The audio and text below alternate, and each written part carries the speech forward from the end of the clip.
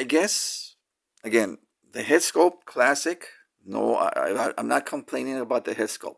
But if they are selling two versions of Optimus Prime for the Missing Link line, you could have had C01, the one with the trailer, stay with the toy aesthetic as it is, with the G1 head with the yellow eyes.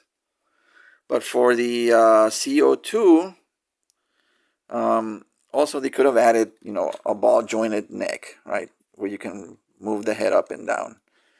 Because I until recently I didn't know that there was a version that came out of some conjunction with Apple, or something, where the trailer became like a speaker dock for your iPod. I'm forgetting the name. I'll put the name for the I'll even put an image of the figure on the screen. It's something sound system, or I forget what it's called. But that version of Optimus Prime had a different head sculpt, and that head sculpt looked a little closer to the animation Optimus Prime. So I'm not saying that head sculpt is different in terms of how it looks compared to the to this one. It's not perfect in terms of it looking like the G1 cartoon Prime, but it's closer.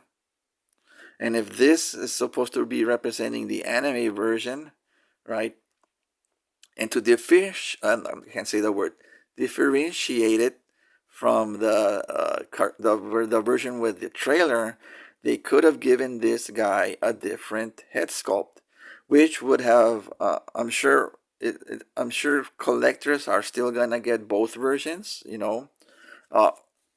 or maybe collectors don't want both versions and they only want one or the other, right?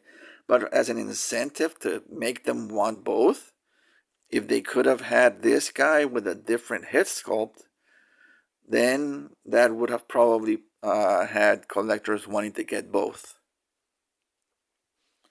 So again, just an idea, floating it out there for future. If the Missing Link project goes beyond just Optimus Prime, I hope it does. That's something that I'm hoping that they would consider. Remolding heads for cartoon versions, and having different molded heads for those.